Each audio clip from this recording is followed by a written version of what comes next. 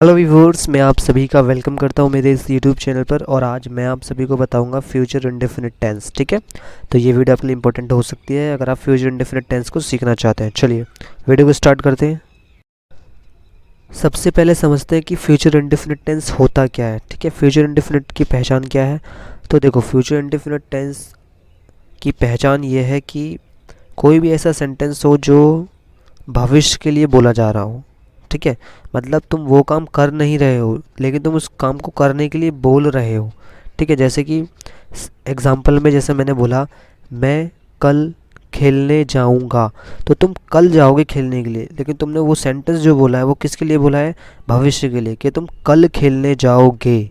समझ रहे हो? तो ये होते हैं फ्यूचर इंडेफिनिट टेंस। ठीक है, जो फ्यूचर इंडेफिनिट टेंस होते हैं उसमें क्या होता है, उसकी पहचान ये होती है कि सेंटेंस के लास्ट में, हिंदी वाले जो सेंटेंस उनके लास्ट में गा, गी या गे तीनों में से कोई एक ज़रूर आएगा। जैसे कि मैंने बोला मैं पढ़ूंगा, तो लास्ट में देखो गा का साउंड आ रहा है ना, मैं पढ़ूंगा, तो ये क्या है? फ्यूचर इंडेफिनिट टेंस है। ठीक है, ओके।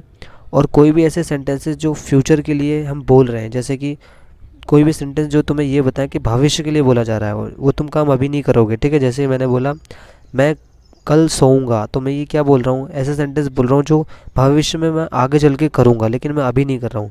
तो उस टाइप के सेंटेंसेस जो होते हैं वो फ्यूचर टेंसेज में होते हैं। ठीक है, फ्यूचर कहते हैं उन्हें। ठीक है, चलिए देखिए स्ट्रक्चर देखते हैं। स्ट्रक्चर क्या है इसमें, कैसे आप इन सेंटेंसेस को बनाओगे। ठीक है, तो इसका स्ट्रक्चर ये है, आपको यही याद रखना है बस, आराम से बन जाएगा।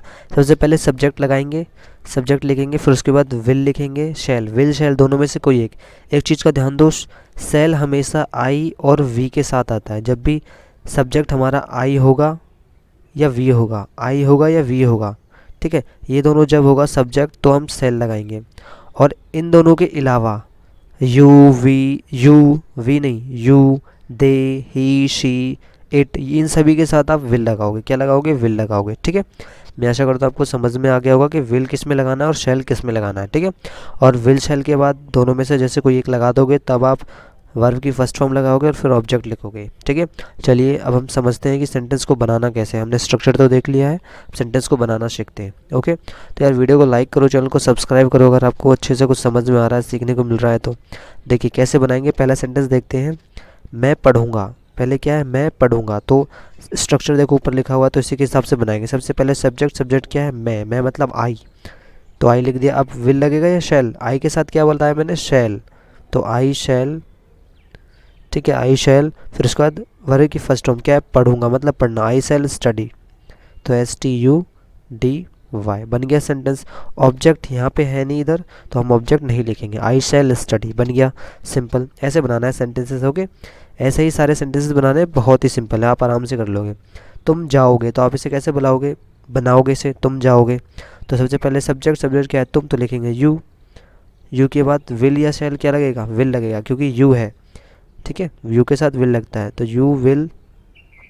इसके बाद जाओगे, वर्ब की फर्स्ट फॉर्म, तो जाना क्या होता है? गो, यू विल गो।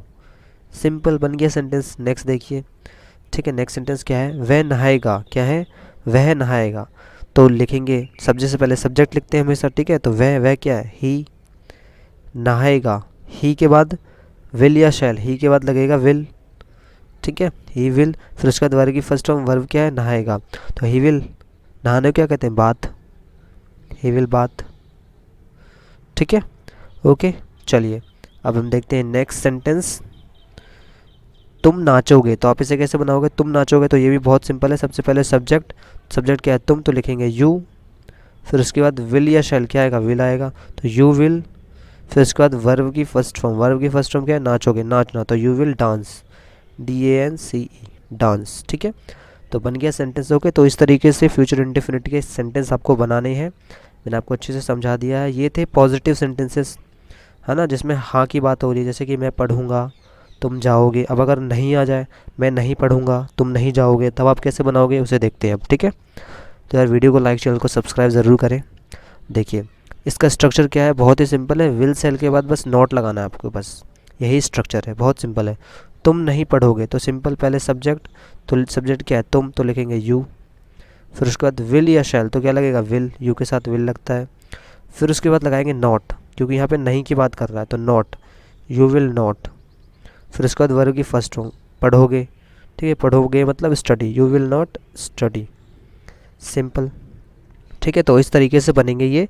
मैं आशा करता हूँ आपको समझ में अच्छे से आ गया होगा। नेक्स्ट सेंटेंस देखते हैं अब, ठीक है। नेक्स्ट सेंटेंस क्या है, हम नहीं जाएंगे, तो आप इसे कैसे बनाओगे, बहुत सिंपल, वही स्ट्रक्चर को देखो, हम नहीं जाएंगे, हमने इसे पहचान लिया कि भाई गे आ रहा है, इसका मतलब ये कौन सा है, फ्यूचर इंडेफिनिट टेंस में है, ठीक है।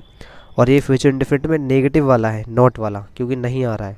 तो हम के लिए लिखेंगे, पहले सब्जेक्ट लिखते हैं, तो हम क्या है, वी लिख दिया हमने। फिर उसके बाद विल शैल, वी के साथ क्या आता है, शैल आता है, विल नहीं आता, वी के साथ शैल आता है, ठीक है, मैंने बताया था अभी, वी शैल। फिर उसके बाद नॉट लिखी, तो नॉट। फिर उसके बाद वर्ब की फर्स्ट फॉर्म, वर्ब की फर्स्ट फॉर्म क्या है, जाएंगे मतलब गो। फिर उसके बाद ऑब्जेक्ट, ऑब्जेक्ट यहाँ पे कुछ है नहीं, तो ऑब्जेक्ट हम कुछ लिखेंगे नहीं, तो वी शैल नॉट गो, बन गया सेंटेंस, ओके। चलिए अब हम देखते हैं नेक्स्ट सेंटेंस, वे नहीं आएंगे, तो आप इन्हें कैसे बनाओगे, वे नहीं आएंगे, तो ये भी बहुत सिंपल है। सबसे पहले सब्जेक्ट, सब्जेक्ट क्या है, वे, तो लिखेंगे दे, ठीक है, दे लिख दिया। फिर उसके बाद विल शैल, तो दे के साथ क्या आएगा, विल, दे विल। फिर उसके बाद लिखेंगे नॉट, दे विल नॉट। फिर उसके बाद वर्ब की फर्स्ट फॉर्म, वर्ब क्या है, आएंगे, आएंगे मतलब come, they will not come, COME, ठीक है। तो ये बन गया ये वाला सेंटेंस भी, वे नहीं आएंगे, ठीक है। तो इस तरीके से आपको बनाने हैं फ्यूचर इंडेफिनिट के टेंसेस और उनके सेंटेंस, ठीक है। फ्यूचर इंडेफिनिट टेंस में है और उसका सेंटेंस कैसे बनाओगे आप इंग्लिश में। अब लास्ट वाला सेंटेंस है, तुम नहीं देखोगे, ये आपको खुद से बनाना है, तुम नहीं देखोगे, इसे आपको खुद से बनाना है। कमेंट में ज़रूर बताएं कैसे बनाया आपने, ठीक है।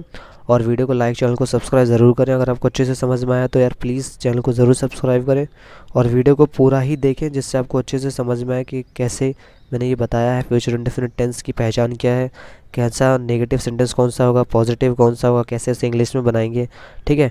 तो यार वीडियो को लाइक करो, चैनल को सब्सक्राइब करो, इंस्टाग्राम पर ज़रूर फॉलो करो, इंस्टाग्राम का लिंक वीडियो के डिस्क्रिप्शन में दिया गया है, तो जाके फॉलो करें मुझे। और घंटे के आइकन को ज़रूर दबा दें, क्योंकि जब भी मैं न्यू वीडियो डालूँ तो आपके पास सबसे पहले पहुंच सके। नेक्स्ट वीडियो जल्दी आएगी, तब तक के लिए bye bye and take care.